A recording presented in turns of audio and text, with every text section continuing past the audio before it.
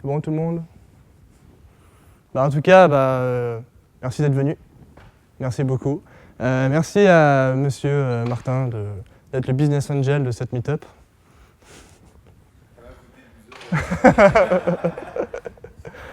Donc pour commencer, je vais parler de Web3. Donc vous avez regardé, normalement c'est meetup/Web3. Donc en fait, je veux organiser, créer une communauté de Web à 3, parce que vous êtes beaucoup de monde, UTT, Supinfo, ESD, ainsi de suite, et on ne se connaît pas vraiment entre nous. Donc j'ai voulu faire en sorte que, entre étudiants et entre personnes qui sont anciens étudiants ou professionnels, on puisse créer une communauté et se rejoindre. Et donc c'est vraiment le web. Donc, ce soir c'est une meetup dev, mais le but c'est que ce soit web troyen, donc tout ce qui est marketing, digital, ainsi de suite.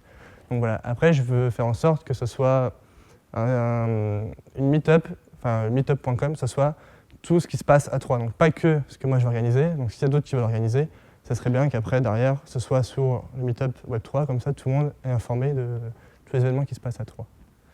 Voilà. Oups. Donc je vais vous expliquer la Meetup en 5 points. Le premier point, c'est pas obligé d'être un développeur pour être ici, surtout pas senior, parce qu'après tout, on n'est pas des seniors, les étudiants, même si beaucoup sont très compétents. Donc voilà, si vous parlez de la Meetup aux autres, souvent, j'ai entendu dire, moi je viens pas parce que je suis pas développeur. C'est pas, voilà, il n'y a pas obligé d'être dev, c'est juste des conférences sur Drupal, ainsi de suite. Après, pour le moment, ça va être des conférences assez plus présentation, mais si derrière il y a des sujets, on peut être sur des sujets plus précis, ça va être très flexible en fonction de la demande de vous, des participants.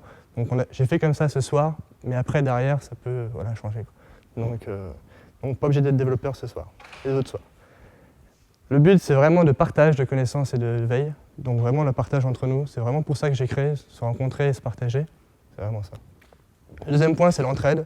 Après tout, si on veut créer une communauté, nous sommes des devs, ou ainsi de suite. Donc l'entraide, on se connaît. Donc voilà, c'est vraiment aussi pour créer de l'entraide. Et le dernier point, c'est surtout pour se rencontrer. Ah non, excuse-moi. Et le dernier point, c'est on va être des futurs ninja codeurs. Si vous n'êtes pas déjà. Donc ce soir, le déroulement de la meetup, ça va être 20 minutes, ça va être 2 talks, excusez-moi, un talk de 20 minutes, enfin chaque talk dure 20 minutes et avec 10 minutes de questions.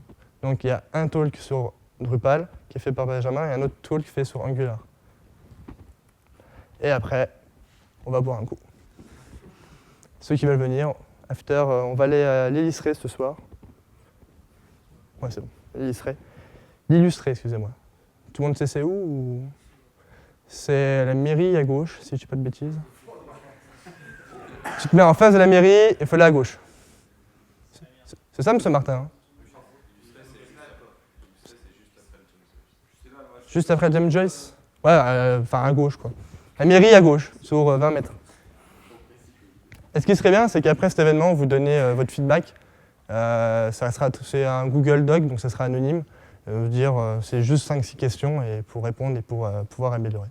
Donc je mettrai le lien après sur le Facebook événement et sur le meetup.com, enfin sur l'événement créé sur Meetup, et ce serait bien de donner vos feedbacks sur l'événement.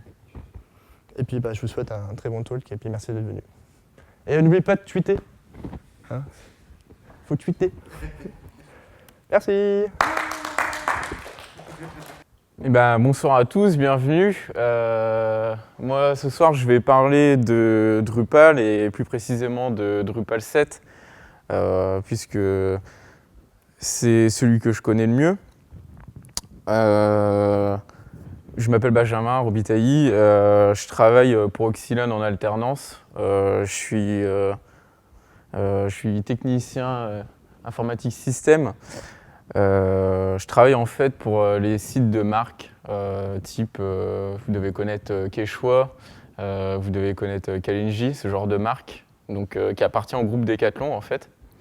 Et tous ces sites, pour la plupart, et dans le futur tous, sont hébergés et fonctionnent à travers Drupal. Cette machine qui est Drupal est assez complexe. On pourrait la définir, je la définis en fait comme un système, comme un corps humain. C'est-à-dire qu'il va y avoir le cœur, après autour vous allez avoir les organes complémentaires, et vous allez avoir après ce qu'on pourrait appeler la peau, qui va faire l'habillage. et ce qui va donner au final votre Drupal. C'est une image qui, je pense, lui correspond bien, étant donné que c'est vraiment un système de blocs. Vous allez venir empiler des choses au fur et à mesure. Vous allez télécharger Drupal et vous allez avoir un cœur. Et après, autour, vous allez venir construire au fur et à mesure votre site grâce à Drupal.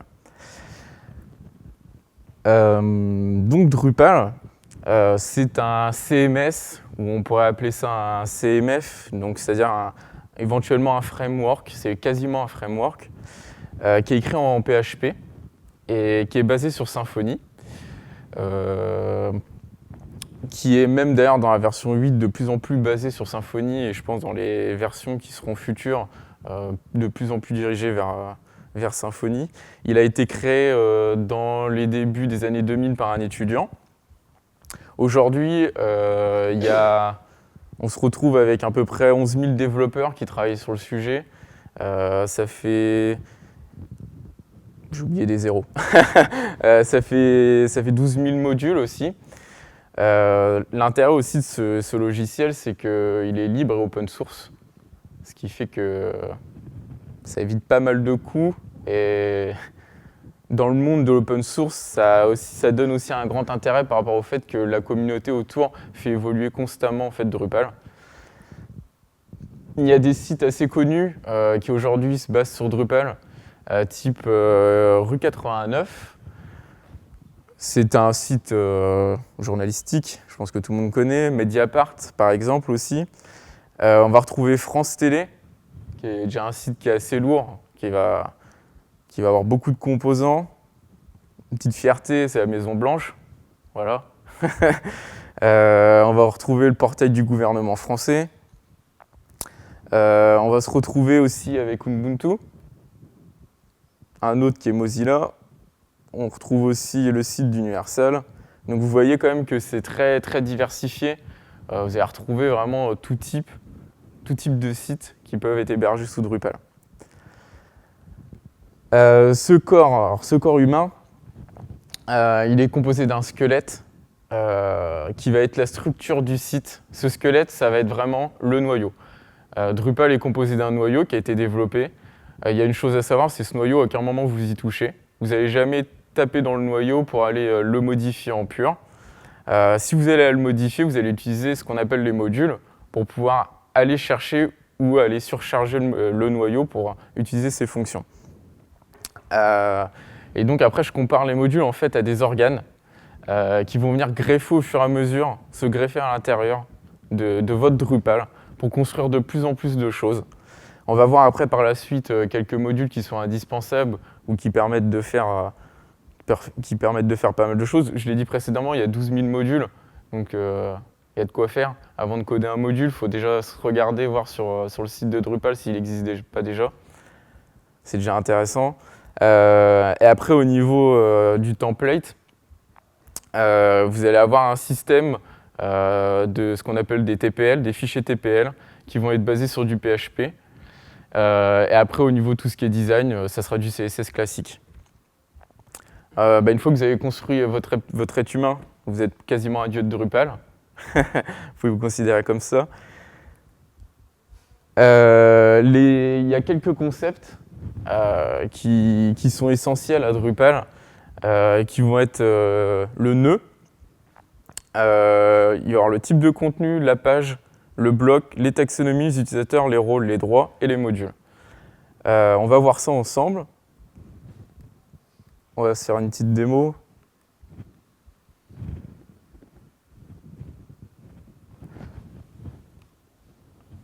Oui, du coup, c'est moins pratique.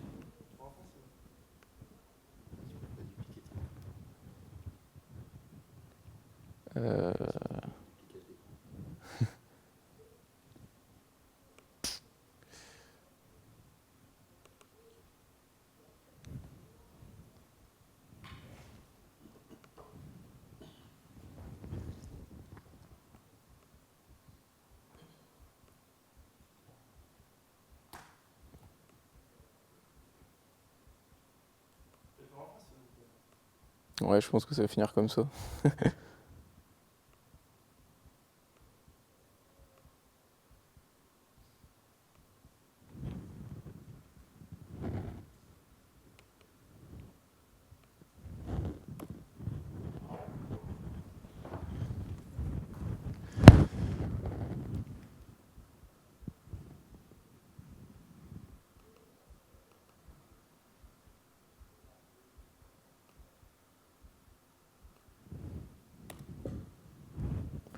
Alors, les notions que j'ai évoquées avant,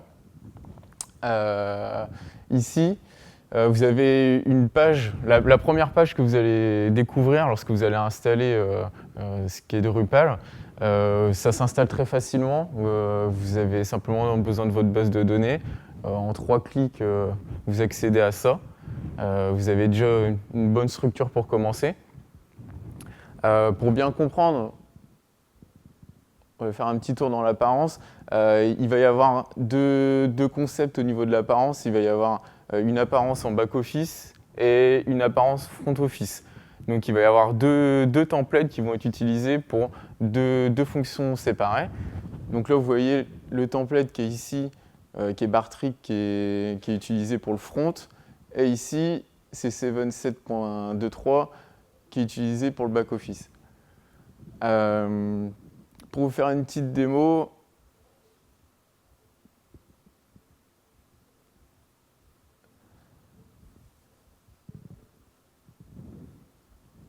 je vais juste prendre un truc.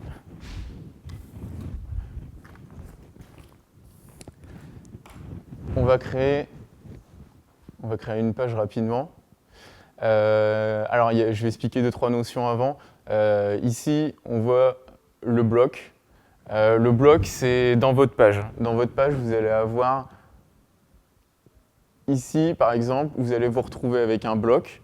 Donc, dans votre page, vous allez avoir différents blocs. Ici, vous allez avoir, par exemple, le bloc qui va être la sidebar à gauche, un bloc qui va être au milieu et un bloc qui va être à droite. Dans ces blocs, vous allez pouvoir venir mettre un contenu. Après, vous allez avoir les types de contenu. Donc, un type de contenu, lui, il va servir à créer, donc, comme son nom l'indique, un type de contenu, mais pour bien vous montrer, hop. Ici, par exemple, on a déjà un contenu qui s'appelle un article. Donc, dans l'article, vous allez retrouver un titre, un champ texte, éventuellement pouvoir télécharger une image. Mais dans Drupal, vous allez pouvoir créer un type de contenu personnalisé en fonction de votre besoin. Donc après, on nomme juste. Alors là, vous allez avoir des options rapidement. Vous allez pouvoir choisir. Vous allez sauver. Et à partir de là, vous allez pouvoir vraiment ajouter tout ce que vous souhaitez comme champ. Donc par exemple ici, alors, il y a des champs qui sont déjà prédéfinis, qui ont par exemple le titre, le corps.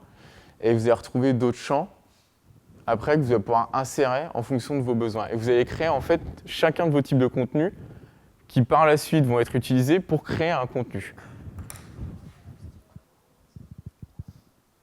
Donc ici, si je veux créer un contenu, je vais retrouver les contenus, par exemple précédemment que je viens de créer, qui est test, ou par exemple ici, article, et vous allez retrouver les champs que vous avez précédemment insérés.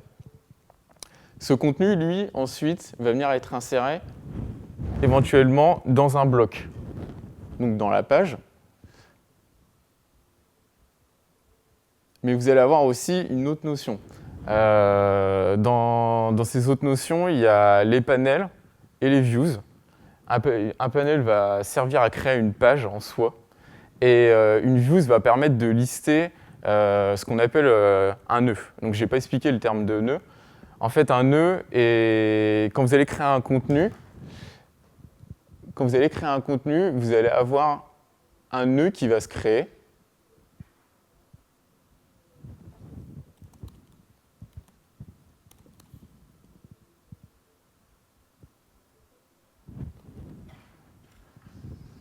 Et là, on arrive sur le nœud, en fait. Ça, c'est le contenu que je viens de créer. Vous retrouvez ici le titre, vous retrouvez le champ texte. Et un nœud va venir, lui, s'insérer, après, par la suite, être listé par une views. Donc ici, vous allez retrouver views, et une views, elle, va venir s'insérer dans un panel.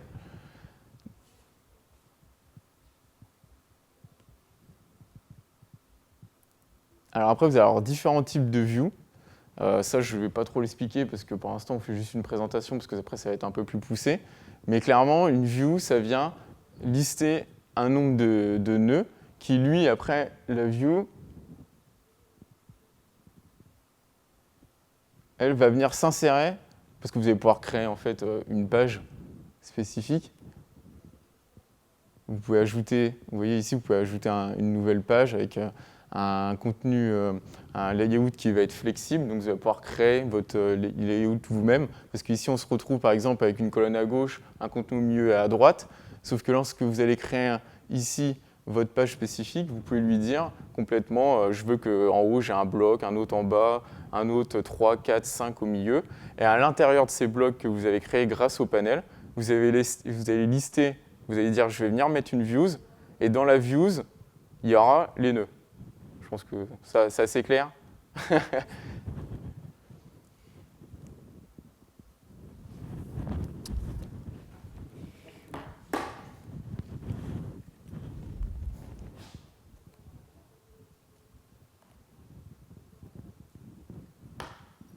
Bah alors Tim, t'as pas bien préparé le truc.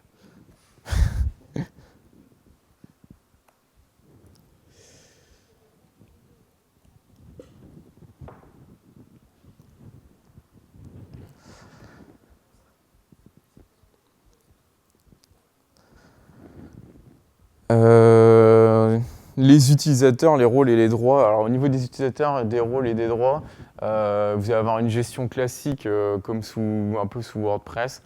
Vous allez pouvoir créer un utilisateur, lui donner un rôle, pouvoir le restreindre à ce qu'il va faire, lui dire ici il va pouvoir accéder à cette page, lui refuser l'accès ou pas. Après, au niveau des taxonomies, les taxonomies, ça va être une liste que vous allez créer. Cette liste va permettre, par exemple, je vais prendre un exemple concret, je vais créer un contenu qui serait de type un animal, des animaux, on va dire. Je vais créer une liste après qui va être donc cette liste, la taxonomie, et je vais pouvoir créer une liste qui va être, disons, les chevaux, les chats, les chiens. Et lorsque je vais créer un animal, je vais pouvoir lui dire, j'associe mon contenu animal à soit à chat, à chien, à n'importe quel type que vous voulez, et ce qui va lui permettre, lui, de filtrer en fonction de ce que vous avez créé.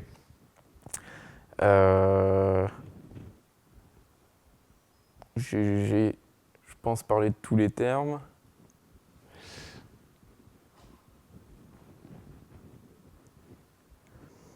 Les modules que je vous ai précédemment présentés qui sont indispensables, qui vont être les views et le panel. Ce qu'il faut savoir, c'est que dans Drupal 8, views, lui, va être intégré directement. Maintenant, il est tellement devenu indispensable qu'au final, ils l'ont intégré. C'est Tools, lui, qui est un complément des deux modules précédents. Donc ça, il sera obligatoire. Maintenant, si vous ne trouvez pas votre bonheur sur le site qui liste tous les modules, vous allez avoir la possibilité de créer votre propre module. Et ces propres modules, vous allez les créer avec l'API Drupal. L'API Drupal, ça va être un gros catalogue où vous allez retrouver ce qu'on appelle des hooks. Et ces hooks vont vous permettre de taper dans le cœur de Drupal pour pouvoir lui demander de faire les choses que vous souhaitez.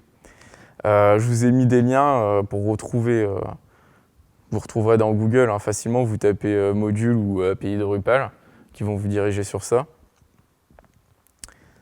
Tout à l'heure, j'ai parlé du template, donc les TPL. Les TPL, c'est des fichiers qui sont à part, qui vont vous permettre en fait de surcharger un template. De base, je vous ai présenté tout à l'heure un template, mais vous avez créé, vous, un sous-template. Et dans ce sous-template, vous allez pouvoir... Je remets ça. Dans ce sous-template, on voit bien, vous allez récupérer le template de base et vous allez le modifier. Et il va venir surcharger le premier template. Il existe des starter kits type Zen, vous allez trouver 3-4 starter kits qui sont libres, qui vont vous permettre de démarrer. Ces starter kits, par exemple, ils vont comprendre une grille 960. Ils vont vous donner des fichiers CSS qui seront déjà préconfigurés. Vous allez avoir du responsive aussi qui sera déjà intégré. ce qui va vous permettre de commencer sur de bonnes bases. Après, les TPL, ça va être surtout lorsque vous allez avoir un besoin particulier. Parce que ici, vous voyez que les TPL qui sont listés, vous avez page, vous retrouvez la note, vous retrouvez les blocs, vous retrouvez les commentaires. Ces TPL que vous allez pouvoir modifier en fonction de vos besoins, ils sont à toucher, c'est vraiment lorsque vous ne trouvez pas d'autres solutions et dans ce cas-là, vous les rajoutez en plus, par exemple, je ne sais pas, un champ ou quelque chose de spécifique à votre construction. Les forces et les faiblesses de Drupal. Drupal en lui-même, il est très flexible, il est très puissant. C'est pour ça qu'il est utilisé, par exemple chez nous à Oxylane, il est utilisé parce qu'on doit le connecter à un catalogue de données qui est immense pour avoir tous les articles. La communauté, elle est très présente aussi. Vous avez énormément de talks, vous allez avoir vous allez avoir toute une communauté, même sur IRC, qui va être là, présente pour vous. C'est un logiciel libre, ça c'est pas rien. Il y a beaucoup d'événements dans le monde. Et à contrario, ses faiblesses, c'est le fait d'être aussi puissant et flexible, c'est qu'il est très lent. Et pour pouvoir lutter contre cette lenteur, on est obligé d'installer des caches qui vont permettre de compenser ça.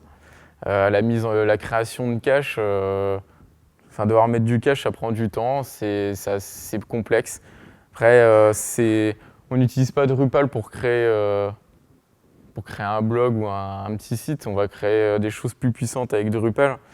Et en termes d'apprentissage, il est assez long. Ça demande déjà rien que comprendre toute l'interface, tout le système d'interface, c'est assez long. Et après, pouvoir développer avec ça, c'est encore plus complexe.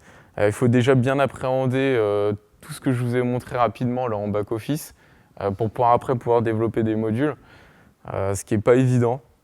Il faut comprendre tous les systèmes d'imbrication, ça prend beaucoup de temps. Je vous conseille d'aller faire un tour sur un livre qui est libre. Donc vous pouvez le télécharger en version PDF, vous pouvez l'imprimer, qui est créer un site web avec un CMS pas à pas comme les autres. C'est chez Framabook. Ça vous donne des bonnes étapes, des bonnes bases. Il vous montre comment faire, créer un site juste à la base avec le back-office, sans forcément avoir du code. Il vous présente des petits tutos, tout ça. Il y a pas mal de pages, donc il y a de quoi faire. Voilà. Si vous avez des questions.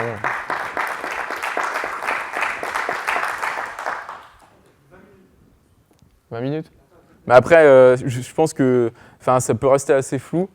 Là, en 20 minutes, je présente les choses très globalement. Mais pouvoir aller sur le site, si vous téléchargez le bouquin et que vous faites 2-3 choses, vous allez comprendre assez rapidement. Oui, monsieur.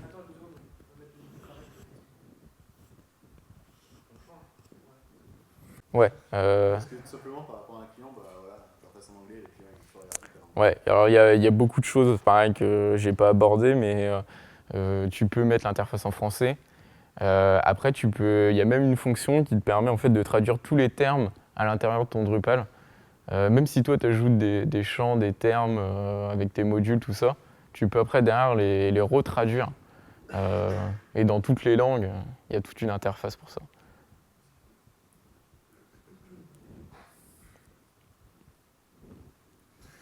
Oui, Maxime. J'ai vu tout à l'heure sur un de tes slides, tu montrais les thèmes, genre une arborescence de thèmes et tout, et il y avait du SAS dans les thèmes. Ouais. Drupal le gère nativement ou il faut que ça soit compilé et tu peux utiliser que du CSS? Il faut que ça soit compilé. De mémoire, il me semble qu'il faut que ça soit compilé. Après, moi, je n'utilise pas le SAS, donc. Ouais. Ouais, c'est sûr, mais bon, si c'est pas intégré à Drupal, c'est un module, je sais pas. Non, il faut le recompiler. Moi, de ce que j'en sais. Mais jusque-là, j'ai pas utilisé le SAS dans Drupal.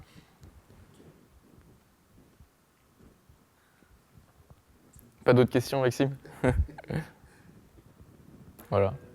Est-ce que tu sais si ça a vraiment changé le cœur de Drupal avec ça? Ah bah, alors, sur le 7, c'était déjà basé sur du Symfony. Bah, en tout cas, orienté objet, type Symfony sur le 7. Ouais. Il y a déjà des composants et... Ah bah, sur le 8, oui. Sur le 8, ils changent de version, ils sont passés sur du Symfony. Bah après, il y a des composants. Après, là, ils partaient déjà dans cette voie-là, mais ils n'avaient pas été jusqu'au bout. Maintenant, je pense que dans le futur, ils iront de plus en plus vers ça, quoi.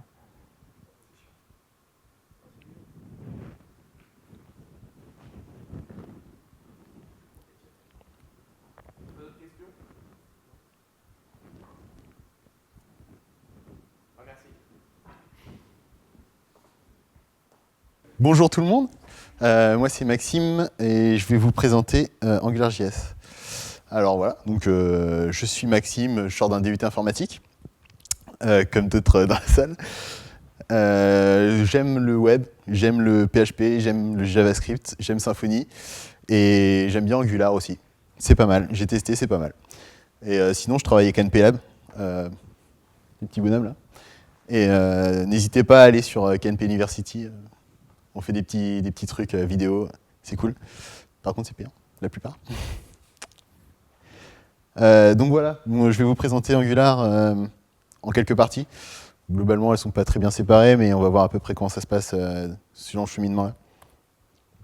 Donc vite fait, le MVC, vous connaissez tous à peu près, ça va? Pas trop, ok. Le principe, classique, dans le web, enfin dans tout ce qui est framework, on va dire, on a une vue. Tout ce qui est vue, ça va être votre HTML dans le web. Tout ce qui est contrôleur, généralement, c'est la partie langage qui va gérer la vue et le modèle. Le modèle, ça va être tout ce qui va être les données. Voilà. Donc le contrôleur gère les données et les renvoie à la vue pour l'affichage, quoi. En gros. Les frameworks JavaScript. Globalement, des frameworks MVC JavaScript, il n'y en a pas beaucoup. jQuery n'en fait pas partie. Mootools n'en fait pas partie. C'est des frameworks MVC, ok. C'est-à-dire que c'est des frameworks où on va faire de l'application de manière structurée avec. Parce que oui, en JavaScript, on peut faire des classes. Et donc, on a Backbone. Backbone qui est, si je ne me trompe pas, ça va être fait par une boîte française. J'ai aucune certitude là-dessus. Par contre, ça a une forte dépendance à Underscore, qui est une librairie développée par la même boîte, et une petite dépendance à jQuery. Donc moi, j'aime pas trop à cause de ça, notamment. Et Ember.js, alors Ember.js c'est une librairie, je ne sais pas qui développe ça, grosse dépendance à un framework, qu'est-ce que je raconte, une librairie de templating. Donc bon, sinon c'est sympa, notamment Capitaine Train qui est basé là-dessus, je ne sais pas si vous connaissez le site, voilà, Capitaine Train. Et puis bon, moi je vais vous présenter AngularJS qui n'a aucune dépendance et qui est cool. Alors le modèle MVC, je vous l'ai présenté il y a 2 minutes. Dans la minute, je casse tout. Voilà. Pourquoi? Parce que en gros, le principe de Angular, ça va être de dire ouais, mais nous, en fait, on peut travailler juste avec du HTML, parce que c'est plus cool. Et du coup, finalement, le modèle, on ne sait plus trop où est-ce qu'il est, on ne sait plus trop où est le contrôleur, mais vous inquiétez pas, je vais clarifier tout ça dans 2 secondes. Du coup, par contre, ils disent sur leur site, j'ai l'impression qu'ils ont un peu inventé le terme, modèle view, whatever. Voilà. C'est comme ça qu'ils appellent ça. Bon, il y a une paire de personnes qui ont l'air de créer du whatever. C'est bizarre, on ne sait pas trop d'où est-ce que ça sort, mais bon, voilà. Donc un petit exemple de code, ça sera le seul exemple, vous inquiétez pas. Le petit exemple de code, pourquoi? Parce qu'on voit simplement que en fait, ce code fonctionne totalement. C'est-à-dire qu'on le met sur une page, ça va fonctionner à 100%. Donc la seule différence, c'est effectivement bien AngularJS. Et derrière, en fait, là, ce que je vous ai dit, c'est pour ça que je vous ai dit, moi, je suis pas trop d'accord avec eux, parce que il y a un modèle. Enfin, ng model, ça veut dire quelque chose, quand même. Donc là, ils ont un modèle qui s'appelle yourname, et en fait, finalement, c'est un input, un champ texte. Okay, et quand on écrit dedans, tout simplement, eh ben, ça va l'écrire en dessous, sur une variable qu'on a mis directement dans le HTML, en fait. Donc le HTML, c'est notre vue, et c'est tout, en fait. Et du coup, il va nous afficher, à la place de yourname, là, le modèle, qui est le input. En fait, c'est tout en direct. Et on n'a pas du tout de code JavaScript, en fait. Donc c'est pour ça que je dis on peut virer tout le code JavaScript. Mais en pratique, c'est pas vrai, hein. Dès qu'on a une application, forcément, on va avoir du code JavaScript qui va s'en mêler. Donc voilà, comme je dis, forcément, c'est un mensonge. Les modèles, donc c'est des variables en fait. Et finalement, ces variables, ça veut dire qu'elles sont enregistrées quelque part. Notamment, en fait, c'est dans une scope. Voilà, donc je l'ai mis là, c'est dans une scope, une variable qui s'appelle $scope, qui est utilisée partout dans l'Angular, qui est accessible dans tous les contrôleurs qu'on va utiliser et dans les directives si on en a. On va voir après le concept de directive. Et en fait, la scope va contenir toutes les variables modèles, tout simplement, qui vont être ensuite facilement inclus. On peut les inclure facilement dans le HTML à l'aide de la petite directive qu'on a vue juste avant. Donc juste ça pour l'afficher et ça pour dire c'est l'élément qui va changer notre modèle. Tout est automatique, on n'a pas besoin de faire de binding, c'est fait automatiquement. C'est ça l'intérêt de Angular en fait. Alors une directive, je reviens tout de suite, tout petit peu en arrière. Ça, c'est une directive. ng-modèle, c'est une directive. C'est une directive qui a été créée, qui est déjà de base d'Angular, et il y en a plein d'autres qu'on peut créer ou qui ont déjà été créés.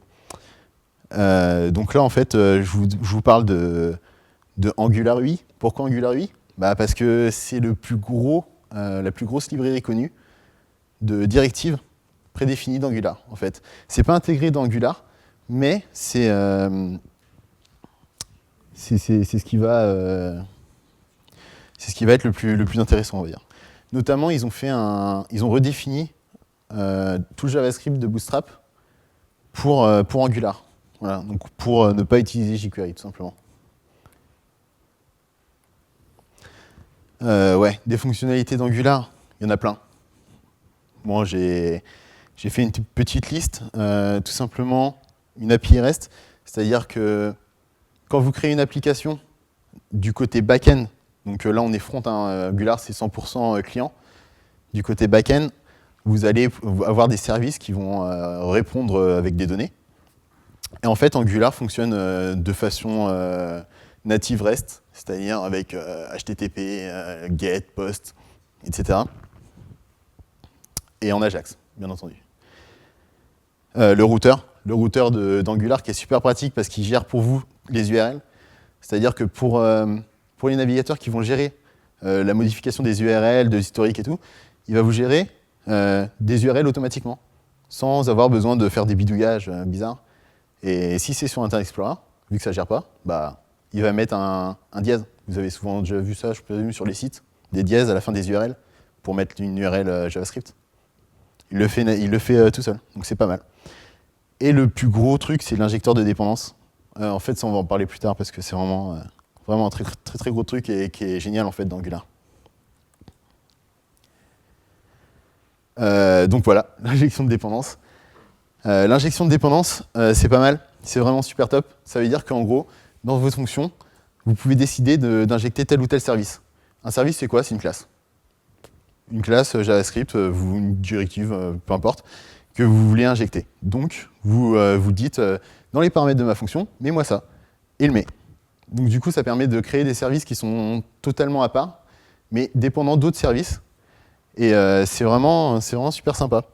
Notamment la création de directives, du coup, qui est très impactée par ça, parce que dans une directive, on va avoir besoin d'autres services, notamment tout simplement le service HTTP, qui va nous permettre de faire des requêtes Ajax super facilement. Facilement testable. Angular, ils se vendent beaucoup là-dessus. Il y a la moitié de la doc qui doit être passée sur les tests. Angular, alors le E2E, end-to-end, sous-entendu, on écrit des phrases, ça fait le truc, mais en fait, en final, on n'écrit pas vraiment des phrases. Je dis ça parce que je vends du biat après. et en vérité, on écrit un peu de code, et en fait, ça teste des comportements. Donc c'est vraiment pas mal. Tout est facilement testable avec Angular, ce qui n'est pas forcément évident en JavaScript. Il y a pas mal de trucs qui ne sont pas du tout testables, et là, on a quelque chose qui est 100% testable.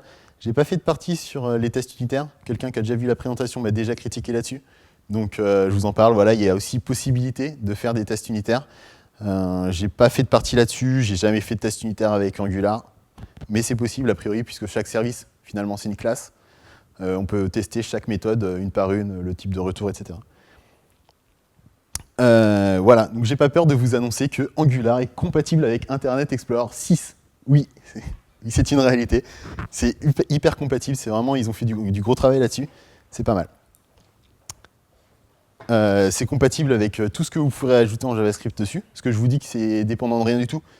Mais si vous avez envie d'ajouter des choses, c'est possible, il n'y a aucun souci. Après, c'est plus sympa avec des directives. Pour l'avoir utilisé, j'avais créé un petit plugin jQuery qui fonctionnait tout seul. Finalement, je me suis retrouvé à créer une directive pour écrire mon plugin jQuery parce que je n'avais pas envie de rajouter des choses dans mon HTML qui ne faisaient pas partie d'Angular. Donc du coup, j'ai créé ma petite directive qui faisait juste un appel à ma fonction jQuery. Bon, c'est plus sympa. Et puis bon, comme j'ai dit tout à l'heure, Angular UI, ce qui nous sort un Bootstrap, en fait, finalement, tous les fichiers JavaScript de Bootstrap sont créés sous forme de directive. Donc on n'a plus besoin d'utiliser du JavaScript pour Bootstrap sur Angular. C'est pas mal. Donc, maintenant, on va dire que Angular, c'est pas cool. Voilà, parce que ça serait trop beau sinon. Donc un exemple typique, bon ça c'est mon site, un exemple typique c'est que là vous voyez j'expose des projets et il y a une petite partie en dessous où j'affiche une petite description du projet sur lequel on a cliqué. Et tout simplement j'aime bien avoir une URL qui correspond. C'est tout bête hein, mais en fait le truc c'est que Angular lui il sait pas gérer ça. Il sait pas gérer, on rajoute un petit truc sur la page et on change d'URL. Lui il change toute la page. Donc du coup, soit je duplique mon code, soit je suis bien embêté. Alors, pour moi, j'ai trouvé une solution, parce que du coup, les mecs qui ont fait Angular UI, ils s'étaient déjà exposés au problème. Donc, ils avaient déjà trouvé une solution. Et donc, ce qui fait que, j'ai utilisé leur solution, mais c'est bancal, parce qu'on se rend compte que finalement, ce qu'ils font, c'est redéfinir une grosse partie d'Angular. Donc, c'est pas terrible. Mais bon, il paraît que c'est résolu dans la dernière version. Je crois même qu'ils ont intégré carrément le code d'Angular UI. À vérifier. Pourquoi c'est pas super cool? Moi, personnellement, j'utilisais Symfony avec. Du coup, je me suis retrouvé avec avoir des templates Twig. Twig, c'est le moteur de Symfony. Avec les templates d'Angular. C'est pas les mêmes. Alors, je me suis renseigné. Il y a des mecs qui ont fait des trucs, mais c'est bancal, c'est pas terrible. Alors ce que j'ai fait finalement, j'ai recopié mes templates Twig, vu que j'en avais pas beaucoup pour ma petite application. Je les ai mis aussi en Angular, mais c'est pas super. Après, c'est vrai que si vous avez qu'une application qui tourne avec du JavaScript, faites vos templates que pour Angular. Mais c'est vrai que moi j'aimais bien qu'on arrive sur la page sans JavaScript, et la page s'affiche sans problème. C'est un concept. Mais du coup, c'est pas terrible avec Angular, et c'est une grosse critique que j'allais lui faire, c'est qu'on peut pas du tout redéfinir le moteur de template. Il n'y a rien à faire. La documentation, très contestable. Au niveau de la doc, il y a un gros tuto, c'est vrai, qui est pas mal. Franchement sympa le tuto d'Angular. Mais le problème, c'est qu'il est un peu trop dirigé, et qu'au final, dès que vous voulez sortir un petit peu de ce tuto, vous savez pas où aller en fait. Vous allez vous retrouver tout bête, je sais pas faire ça. Oui, c'est pas dans le tuto. Et dès que vous vous en sortez, il n'y a plus rien. Et puis tout est en anglais, à la limite, c'est pas très grave, il y a beaucoup de logiciels, Drupal c'est en anglais, voilà. Et les nouveaux concepts MVC, c'est tout bête, j'ai expliqué tout simplement tout à l'heure avec le modèle qui est dans la vue, mais en fait sur leur site, ils l'expliquent pas, mal, c'est pas clair quoi, tout simplement. Puis l'API, il y a toutes les fonctions. Des fois, il n'y a pas toutes les fonctions en plus. Et surtout, il y a la fonction, c'est tout, quoi. C'est un peu vide. Peut-être que ça a changé un peu maintenant. Angular et les performances. Alors ça, j'ai assisté à une conférence où on parlait un petit peu d'Angular. Et en fait, les performances, globalement, les mecs d'Angular, ils les ont pas testé. Voilà. Donc, ils savent pas trop ce que ça vaut. On peut estimer que c'est pas hyper violent ce qu'ils ont fait, donc ça va pas avoir un gros impact sur les performances. Par contre, ce qui est sûr et certain, c'est que dès que vous allez faire du binding en folie, on a forcément envie de faire ça avec Angular parce que c'est super sympa, ça bind tout automatiquement et tout. Par contre, dès que vous allez faire ça, ça va pourrir la navigation, quoi, c'est sûr et certain. Donc là, je vous propose un article qui est pas mal du tout là-dessus. Je donnerai mon lien à Tim qui vous le rendra, je pense. enfin, le lien vers ma présentation. Donc, conclusion, Angular, oui. Ouais, franchement, Angular, c'est super sympa. Donc, pour une application qui est vraiment client, par contre. Si vous avez, en fait, il faut voir votre serveur pas du tout comme un serveur qui va afficher des pages HTML, mais comme un serveur qui va juste répondre des données. Il va juste renvoyer du JSON, il n'y a pas de réponse HTML. Sinon, vous allez tout de suite partir dans des concepts qui vont être très compliqués et vous allez peut-être vous planter. Donc, Angular, oui, mais pas pour des applications où le serveur va répondre du HTML, quoi. Juste, le serveur répond du JSON, c'est un service, le serveur. Le client, c'est l'application. Angular n'est pas forcément prêt. Bon, j'ai mis ça parce que c'est vrai que du coup, on peut se poser la question, pourquoi est-ce que ça ne peut pas se coupler avec mon serveur, quoi. Ça me paraît un peu bizarre. Donc, c'est un peu pour ça que je dis ça. Voilà, donc ma présentation est terminée. Il y a quelques liens. Year of Moo, c'est la référence en anglais sur Angular. Frangular, c'est la référence en français sur Angular. C'est tous les deux des blogs, pas terrible comme format, comme documentation, mais c'est vraiment des articles super géniaux. Donc je vous encourage à aller voir si vous êtes intéressé. Et To Do MVC, c'est un petit site qui est super sympa, qui vous permet de voir comment on fait un MVC dans tous les frameworks JavaScript existants. Donc du coup, vous pouvez vraiment comparer tout ce qui va se passer. Et puis bon, je vous ai mis un petit lien, c'est AngularJS, hein, c'est les officiels qui vous expliquent pourquoi on dit MVW. Voilà. C'est fini. Des questions ?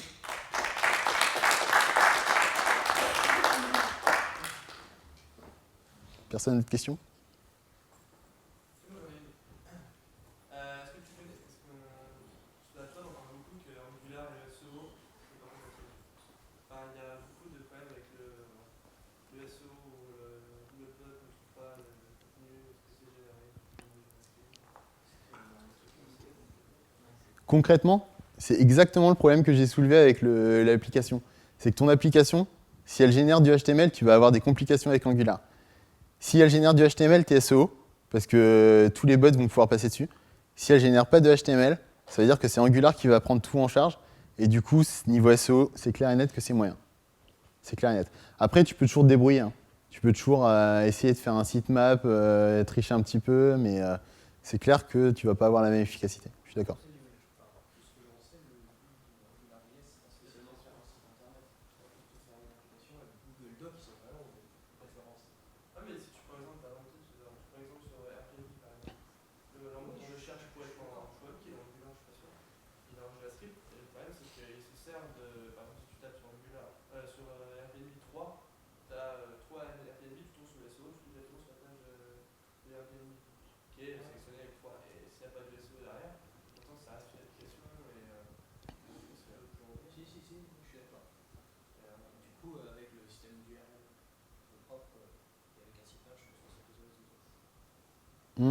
Ouais, non, c'est sûr. Non, mais c'est une question tout à fait honorable. Ouais.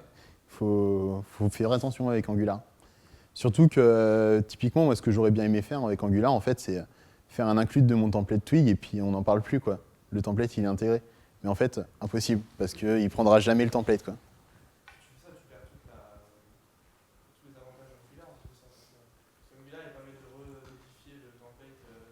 Oui, non, mais le truc, c'est que tu peux te débrouiller pour avoir un mix en fait des deux. Tu vois ce que je veux dire ? Et là, en fait, c'est pas possible parce que ta boucle en Twig, elle va pas du tout être pareille que ta boucle en.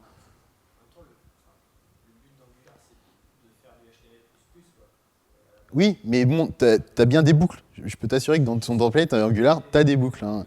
Et c'est des boucles. Enfin, tu peux pas te permettre de les avoir en double dans ton code, dans ton back-end et dans ton front, tu vois.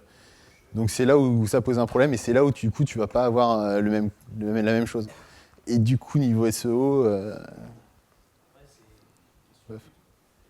c'est une question de but. Il faut faire attention, faut l'utiliser mais pas pour n'importe quoi, simplement.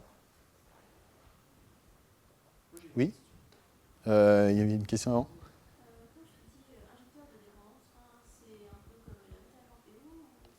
Non, en fait le concept c'est que tu as une classe. Ton constructeur, il prend toujours des paramètres. Et en fait, ces paramètres, c'est pas toi qui vas les gérer. Tu vas juste dire au moment où tu déclares ton service, voilà, il faut que ce service, ils soient injectés, enfin, il faut qu'on lui injecte ces paramètres-là, en fait, tout simplement. Et lui, il va l'enregistrer en tant que tel. Et quand tu vas l'appeler plus tard dans ton code, eh ben, tu vas appeler une fonction qui va charger ta classe, en fait, à la place, tout simplement. Est-ce que tu peux expliquer les services? Parce que, Du coup, ça te suffisait comme explication ou non? Un service, c'est une classe, tout simplement. C'est une classe qui est autonome. Normalement, en programmation moderne, toute classe est plus ou moins autonome. Donc du coup, toute classe est potentiellement un service. Si tu fais une classe, je sais pas, par exemple une classe qui envoie des mails. Bon là, dans ce cas-là, on va avoir du mal à envoyer des mails avec Angular. Mais une classe qui envoie des mails. Tu vas faire... ta classe, elle va utiliser quelque chose qui envoie le mail en lui-même. Et ta classe, elle va générer le contenu du mail, par exemple. Tu vois. Donc elle va prendre... en paramètre, elle va avoir besoin de from, to, donc à qui elle va l'envoyer et de qui elle va l'envoyer. Et après, elle va utiliser le mailer, qui est un service autre, qui va charger d'envoyer le tout. Tu vois ce que je veux dire? et dans Angular, en fait, Et dans Angular, bah, c'est le même concept. C'est le même concept, sauf que ton service, ça va être plutôt le service HTTP, par exemple, qui va permettre de faire des requêtes Ajax sur le serveur, d'accord. Et ça, tu es obligé d'injecter à chaque fois que à chaque fois que tu en as besoin. tu n'as pas un truc dans lequel, un truc global dans lequel tu peux taper ou tu as des services enregistrés. Non, mais t'en as pas besoin. T'en as pas besoin. À partir du moment où tu l'injectes, tu le prends en paramètre dans ton truc et ça marche tout pareil. Mais du coup, quand tu codes après ton truc, tu dois avoir une liste de paramètres à rallonge ou est-ce que non, justement, Non, bah non, puisque chaque fonction, elle gère son truc. Donc t'as juste, si tu dois faire un envoi de HTTP, tu prends tes données, donc ton scope, tes modèles, et ton HTTP, et hop, tu fais ta petite bidouille et t'envoies, avec HTTP, t'envoies juste ta requête. et ça se matérialisera l'appel à ton service par une directive quelque part? Ouais, tout à fait. Ça peut se matérialiser par une directive ou alors dans un contrôleur, éventuellement. Bon, généralement, le contrôleur, c'est plus pour afficher la page. Tu as des contrôleurs, en fait, sur chaque URL, chaque nouvelle URL, que tu vas définir avec ton routeur. En fait, ton routeur, c'est un service aussi. Pareil, hein, c'est un service. Tu lui dis, bah, ajoute-moi telle route, et avec tel contrôleur. Un contrôleur, c'est une fonction. Et ton contrôleur, pareil, tu lui mets des paramètres. Et si tu veux, ton contrôleur, tu peux lui mettre paramètre HTTP et puis faire une requête dès que tu ouvres la page. Tu vois. Bon, je ne sais pas à quoi ça pourrait servir, mais tu pourrais faire ça. Voilà. Et puis oui, ta directive, vu que c'est un service, bah pareil, tu lui injectes les trucs, mais là, c'est encore différent parce que... Ce que tu codes, au final, c'est pas forcément des directives, c'est des services qu'il y a derrière. Ouais, tout à fait. Tu codes des services, en fait. Ouais. Tes propres directives, d'accord. Mm. Et la directive, c'est juste le point d'entrée pour ton service. Exactement.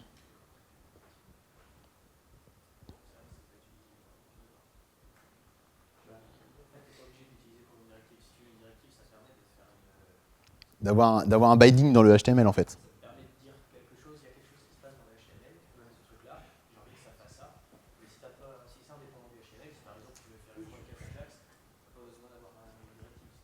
Oui, d'accord. Mais à un moment, enfin, ton service peut être la dépendance d'un autre service. Ouais, c'est pour faire cette requête. Là, je suis d'accord, il est indépendant, mais il y a forcément un endroit où il y a un moment où tu l'affiches. Voilà, même si c'est pas directement. D'autres questions? Ok, bon, bah c'est tout. Bah, merci d'être venu, en tous les cas. Hein. Voilà. Bon, en tout cas, bah, merci d'être venu. J'espère que vous serez là la prochaine fois, donc dans un mois. Le but, c'est que je fasse un événement toutes les 2 semaines environ. Donc, il y en aura une fois par mois, ça sera une meet-up dev ou autre, ça dépend en fait. Et dans 2 semaines, jeudi 5 décembre, 6 décembre, on fera un apéro Web3 en quelque sorte où ce ne sera pas que des développeurs, je compte inviter tous les acteurs, enfin tous ceux qui veulent venir du web, et dans ce sens-là, lancer vraiment la communauté Web3 à faire un simple apéro pour présenter le concept à tout le monde, pas que à vous. Et voilà. Donc voilà, si vous voulez inviter du monde, ça serait bien, relayer l'information, ça serait très bien. Et la dernière information que je veux donner, c'est, je ne sais pas si M. Martin en a parlé à tout le monde, mais en mars, le 15-16 mars, on organise une Startup Weekend. Est-ce qu'il y en a parmi vous qui connaissent une Startup Weekend? Qu'est-ce que c'est? Ouais, 4. Alors en fait, une Startup Weekend, en quelque sorte, ça vient d'en Amérique. Ça existe depuis 3 ans, 4 ans, je crois. En France, on est les 2e à le faire plus dans le monde, après les Américains, donc c'est pas comparable. Mais en quelque sorte, c'est tout un week-end, on réunit des acteurs, des personnes qui travaillent dans tout un domaine différent pour créer une startup en 54 heures. Donc vous commencez le vendredi où les gens pitchent pendant 1 minute leur projet. Donc c'est des projets assez vagues. Tout le monde peut venir. Il n'y a pas besoin d'être un très bon développeur, d'être un très bon marketing. Rien que déjà d'être là et donner son idée au brainstorm, ainsi de suite, c'est super cool. Et c'est vraiment l'image qu'il faut casser, c'est que souvent, moi la première que j'ai fait, j'ai vraiment flippé. Parce que je me disais, mais où est-ce que je vais? Je vais dans un monde d'entrepreneurs, ainsi de suite. Et en fait, j'ai passé l'un de mes meilleurs week-ends, en fait, limite. C'était vraiment bien, dans le sens où tu as plusieurs endroits, ça dépend où tu vas, tu as plus d'étudiants, ainsi de suite. Et là, c'est vraiment de créer une startup en 54 heures, et c'est tout à fait faisable. Quand on dit créer une startup, c'est juste penser au minimum viable, en quelque sorte. On vous donne un business model comme VAS, donc qui sont tes partenaires, tes clients, tu commences à réfléchir à ton business, tu as une problématique, il faut que tu répondes à une solution avec un petit business. Donc c'est 54 heures, on ne demande pas non plus quelque chose d'énorme. Mais moi j'ai commencé à créer ma boîte avec Startup Weekend et l'un de mes collègues qui était avec moi, qui est maintenant l'un de mes associés, qui est dans l'accompagnement d'entrepreneurs à Nancy, il m'a dit ce qu'on fait en 54 heures, c'est ce qu'on fait chez moi en 6 mois.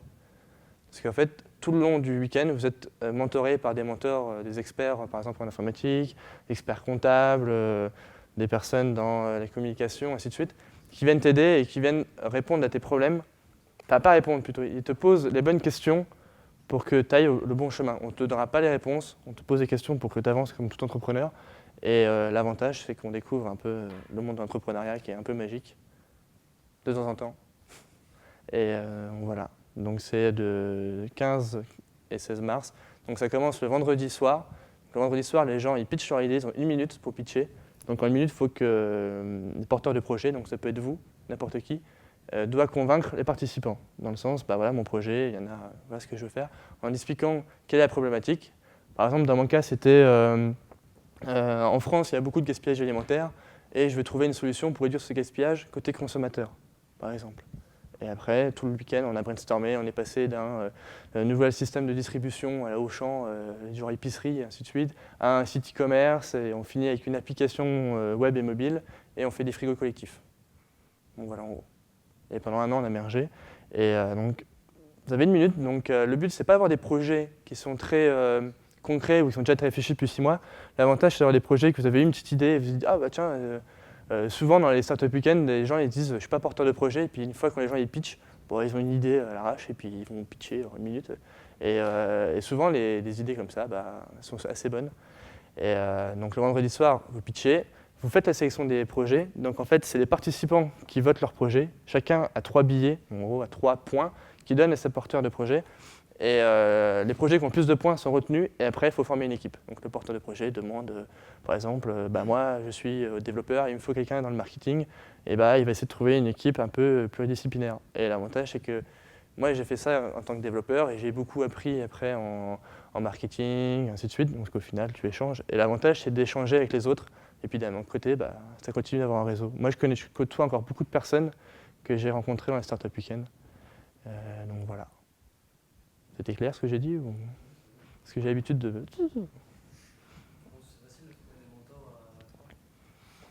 Ah, je ne vise pas que des mentors troyens. J'ai une personne qui vient de Paris. La but, c'est de mélanger un peu, tu vois.